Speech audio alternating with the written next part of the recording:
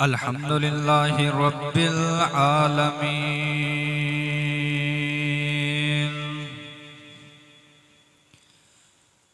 अल्हम्दुलिल्लाहि रब्बिल आलमीन वल आक़िबतु लिल मुत्तक़ीन वस्सलातु वस्सलामु अला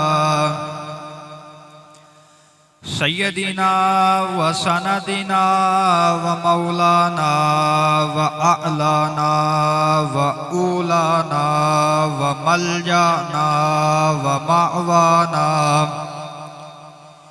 तबीबना तबीब कलूबना जनाब आकायना हज़रत मुहम्मद सल्लल्लाहु अलैहि व आलिहि वसल्लम व अला आलिहि व अस्हाबिहि अजमईन।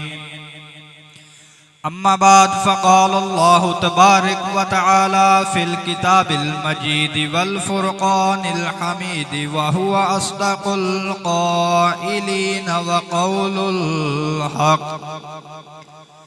अऊज़ु बिल्लाहि मिनश शैतानिर रजीम बिस्मिल्लाहिर रहमानिर रहीम। व युतइमूना अत्तआम अला हुब्बिही मिस्कीनन व यतीमन व असीरा। सदक़ल्लाहुल अज़ीम व सदक़ रसूलुहुन नबिय्युल करीमिल अमीन।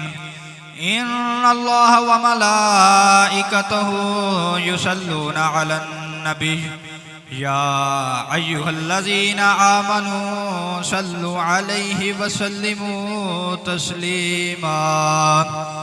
अल्लाहुम्मा सल्लि अला सय्यदिना व मौलाना मुहम्मदिन व अला आलि सय्यदिना व मौलाना मुहम्मदिन व बारिक व सल्लिम व सल्लु अलैहि।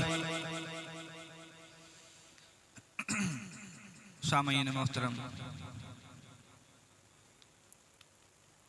अज जिस मौजू ते लब गुशाई करन दा बंदा ना चीज़ नूं मौका मिलिया, उसका अनुमान है शान मौलाए कायनात, शहादत मौलाए कायनात अलैहिस्सलाम। सामईन मोहतरम, मौलाना अब्दुर्रहमान जामी दे एक शेर तो अपनी गुफ्तगू का आगाज करांगा। आप फरमांदे रहे, कसेरा मुयस्सर न शुद ई सआदत, कसेरा मुयस्सर न शुद ई सआदत ब काबा विलादत ब मस्जिद शहादत। मौलाना जामी फरमांदे ने कि दो चीज़ां किसी नूं मुयस्सर नहीं हुई कायनात विच। वो केड़ियां दो चीज़ां ने? मस्जिद विच काबे विच आमद होवे, मस्जिद विच शहादत हो। ये दो चीज़ां कायनात विच किसी नूं मुयस्सर नहीं हुई। अगर किसी नूं मुयस्सर होईयां ने तो उसका नाम जनाब अली मुर्तज़ा शेर खुदा है।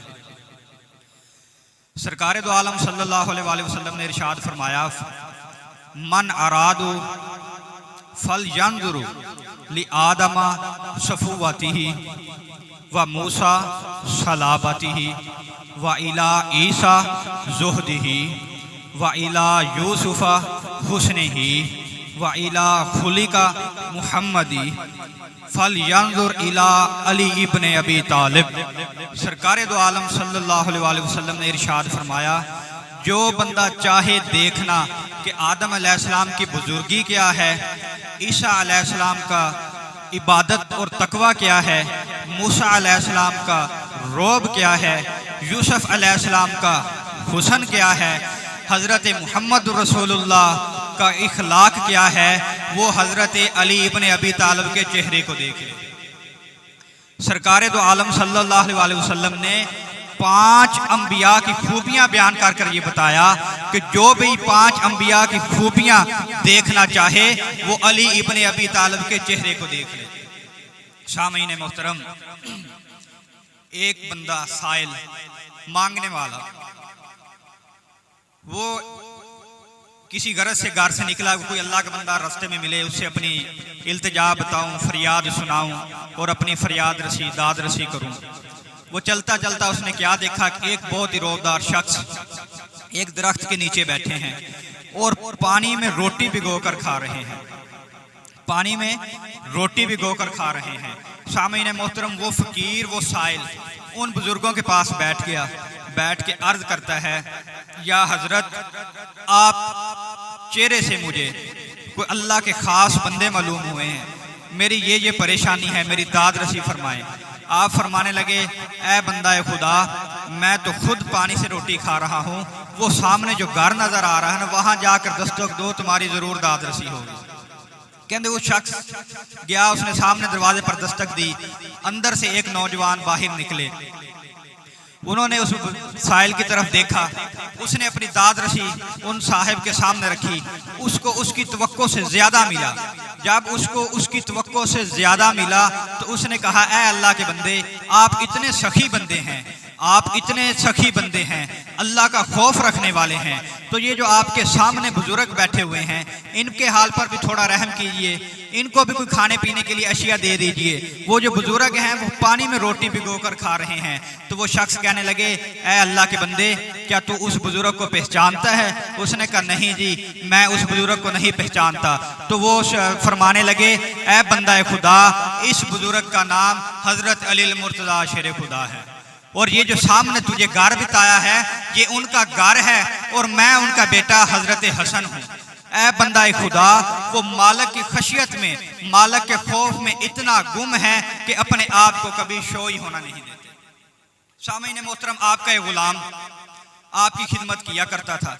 एक वक्त आपको वजू करा रहा था कि वजू कराते हुए मौला कायनात थोड़ा जोश में आए, आपकी रहमत, दरियाए रहमत ने जोश मारा। फरमाने लगे, ऐ मेरे गुलाम, मांगो क्या मांगते हो, ऐ मेरे गुलाम, मांगो क्या मांगते हो।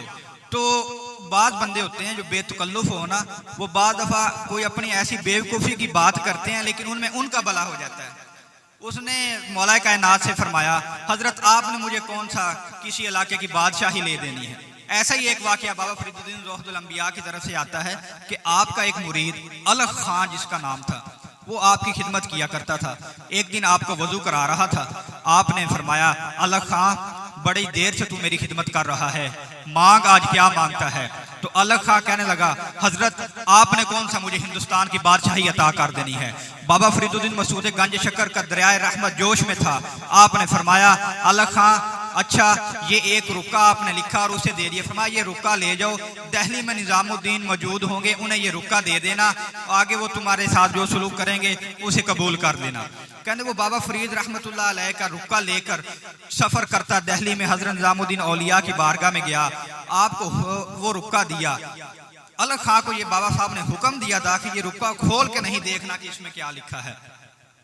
जैसे उसने रुक्का निजामुद्दीन औलिया को दिया, निजामुद्दीन औलिया ने वो रुक्का पढ़ा, पढ़ के फरमाया, आप 2-3 दिन मेरे पास तशरीफ रखें, मैं आपकी मेहमान नवाजी करता हूँ, फिर जो अल्लाह का अमर हुआ आपको बताऊंगा।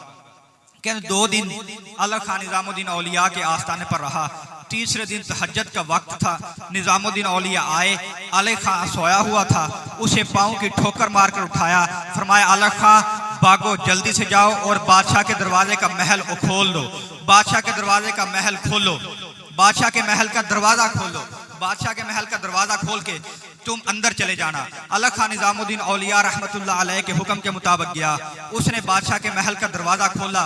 जैसे ही दरवाजा खोला, अंदर बंदे खड़े थे, कहने लगे, आइए बादशाह सलामत, आइए, हमें आप ही का इंतजार था, आइए, आप हमारे बादशाह हैं। उन्होंने आपको, अलग खां को जुब्बा पहनाया, सर पर ताज रखा और बादशाह बना दिया। वो अमूर सल्तनत में मगन हो गया। कुछ वक्त गुजरा, उसने अपने वजीरों से कहा कि मैं निजामुद्दीन औलिया से मिलना चाहता हूँ। तो उसके वजीरों, निजामुद्दीन औलिया की एक खासियत थी कि वो बादशाहों से नहीं, फ़कीरों से ज़्यादा मिला करते थे। जब उसने अलग खां ने अपने वजीरों से कहा कि मुझे निजामुद्दीन औलिया से मिलना है, तो वजीरों ने कहा, हजरत वो बादशाहों को तो टाइम ही नहीं देते, आप शहनशाह बनते हैं, वो कहाँ मिलेंगे। उन्होंने कहा, नहीं, जो भी हो, मैं निजामुद्दीन औलिया से मिलना चाहता हूँ। किस्सा मुख्तसर, वो निजामुद्दीन औलिया की खिदमत में हाजिर हुए और कहने लगे, हजरत जी, वो जो मैंने रुक्का आपको दिया था, उस रुक्के पर क्या लिखा था। निजामुद्दीन औलिया फरमाने लगे, अलग खां, वो मेरे और मेरे पीर की राज की बात है, वो मेरे और मेरे शेख कामल की राज की बात है, तुम उसको छोड़ो। लेकिन अलग खां ने कहा, नहीं हजूर, आज मैंने ये पूछ कर ही जाना है। तो निजामुद्दीन औलिया फरमाते, अलग खां, फिर सुनो, उस रुक्के पर लिखा हुआ था कि मैं तुम्हारी तरफ एक कुत्ता भेज रहा हूँ, इसको हड्डी डाल दो। मैंने सोचा कि कुत्ता मेरे पीर का है, कुत्ता मेरे शेख का है, हड्डी भी इसके मुताबिक ही होनी चाहिए। तो इसलिए मैंने ये 2-3 दिन तुम्हें अपने पास रखा। वहाँ बादशाहत का मसला बन रहा था, कोई फैसला नहीं हो रहा था कि बादशाह किसे बनाया जाए। मैंने अपने कशफ के जरिए वहाँ कशफ किया, मैंने उनके दिल को मोह लिया। उन्होंने अपना एक फैसला किया कि 2 सुबह तहज्जुद के वक्त सबसे पहले आकर हमारे महल का दरवाज़ा खोलेगा, वही हमारा बादशाह होगा। मैंने तुम्हें भेजा, तुमने अपने महल का जाके बादशाह का दरवाज़ा खोला और तुम्हें अल्लाह ताला ने बादशाहत अता कर दी। बात चलते चलते कहीं और निकल गई। मौला कायनात का वो गुलाम अर्ज करने लगा, हजरत आपने कौन सा मुझे बादशाही अता कर देनी है।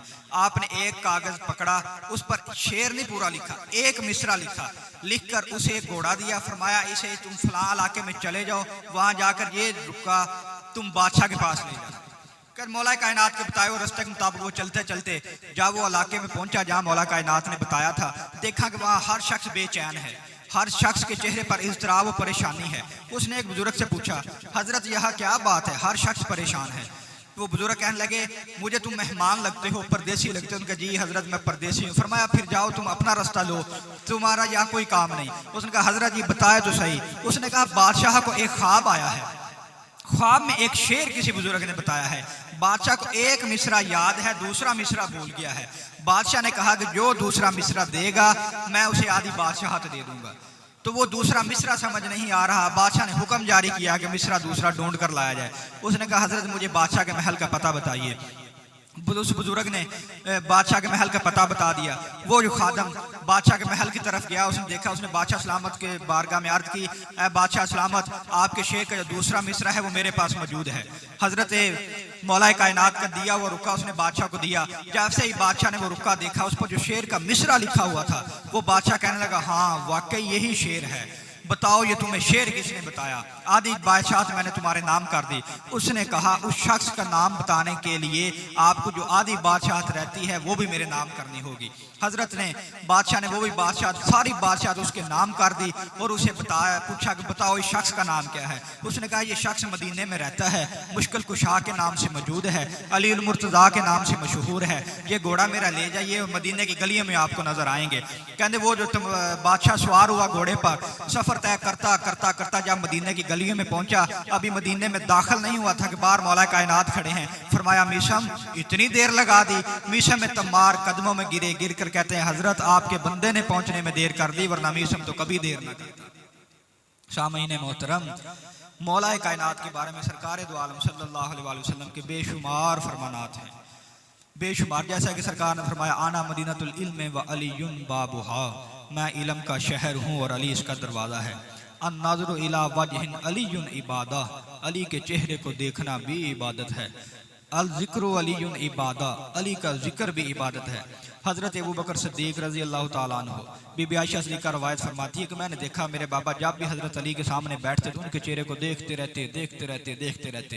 कहते मैंने एक दिन अपने बाबा से कहा, बाबा जान आप जब भी आते हैं आपके सामने जनाब मौला मुर्तज़ा तशरीफ़ फरमा होते हैं तो आप उनका चेहरा देखते रहते हैं, ऐसी क्या बात है। तो जनाब मेरे बीबी आयशा रज़ी अल्लाह ताला अन्हा फरमाती हैं कि हज़रत अबू बकर सिद्दीक़ मेरे बाबा जान फरमाने लगे, आयशा तुमने नहीं सुना रसूल खुदा ने कहा था कि अली का चेहरा देखना भी इबादत है। मैं जब भी अली के सामने बैठता हूँ मैं अपनी इबादत करता रहता हूँ। सामीन मोहतरम, लेकिन हजरत अली अलैहिस्सलाम की सरकार दो आलम के बाद वो कदर व मंजिलत ना रही जो सरकार ने बयान फरमाई थी। क्योंकि 19 रमज़ान 20 रमज़ान के दिन चल रहे हैं, 21 रमज़ान आपकी शहादत भी है। उसी सिलसिले में चंद बातें आपकी गोश गुजार करनी है। सामीन मोहतरम, एक यहूदी हजरत अली की बारगाह में आया, आके कहने लगा, ए अली जिस खुदा को तुम सजदा करते हो कभी उसे देखा भी है।